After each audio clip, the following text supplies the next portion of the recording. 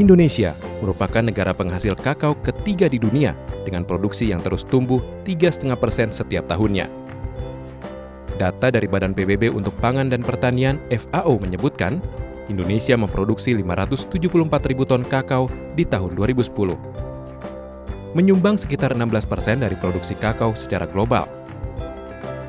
Melihat kenyataan ini, tak bisa dipungkiri, biji kakao kini menjadi peluang bisnis yang menjanjikan karena kebutuhan kakao terus meningkat di pasar domestik maupun global. Demikian kesimpulan dalam seminar nasional bertajuk Kiat Sukses Meraih Produsen Kakao Terbesar di Dunia yang diadakan Direktorat Jenderal Perkebunan Kementerian Pertanian belum lama ini di IPB International Convention Center, Bogor, Jawa Barat. Untuk meningkatkan kakao. Saat ini itu ada sekitar 12 perusahaan pengolahan coklat di dalam negeri yang sangat memerlukan biji kakao. Sekarang itu kapasitas terpasangnya itu sekitar 500.000 ton per tahun, ya, sehingga kita harus meningkatkan bahan bakunya biji kakao untuk memenuhi kapasitas pabrik itu, karena sebagian itu memang masih diimpor. Ya. Sebagaimana diketahui, pada tahun 2015, pemerintah Indonesia mengalokasikan dana sebanyak 1,2 triliun rupiah untuk peningkatan produktivitas perkebunan tanaman kakao. Hal ini bagian dari upaya Presiden Joko Widodo meraih target produsen kakao terbesar di dunia pada tahun 2020.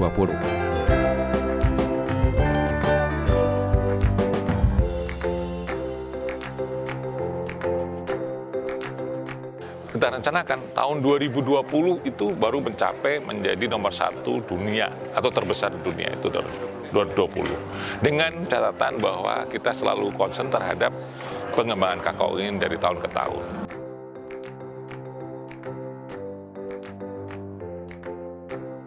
Lantas bagaimana langkah meningkatkan komoditas kakao yang bernilai ekonomi tinggi? Anggota DPR RI, Anton Surato, yang pernah membidangi komoditas pertanian dan perkebunan, memiliki kiat suksesnya. Kuncinya, segala budidaya kakao harus mempersiapkan naungan dan lahan perkebunannya dengan serius.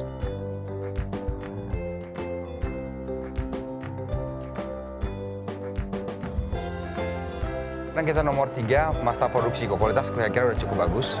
Masalah produksi itu harus ditingkatkan dengan lahan. Dengan tersedianya lahan, otomatis makin banyak lagi hasil yang bisa diproduksi.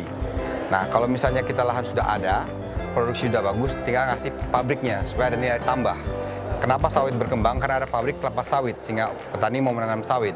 Pabrik kepala untuk coklat itu mungkin masih sedikit di Indonesia ini.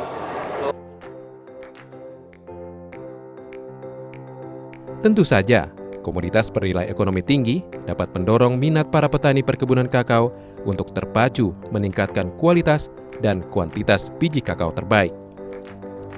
Hal inilah yang penting dan perlu diperhatikan pemerintah.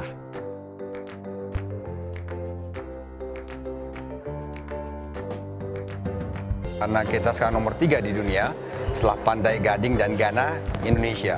Dengan adanya seminar ini, saya berharap betul-betul kita jadi nomor 1, tidak lagi nomor 3. Cara pengembangannya dan tidak hanya menghasilkan saja, tapi kualitasnya juga kita harus perhatikan. Dan kalau bisa, kita juga memproduksi sendiri. Jangan sampai raw materialnya saja yang kita kirimkan ke luar negeri, tapi kita hanya menerima barang impor dari luar negeri, balik lagi ke kita. Jadi kita dapat buahnya sendiri, kita olah sendiri, dan kita produksi sendiri, dan kita jual sendiri di sini, dan kalau bisa kita ekspor ke luar negeri.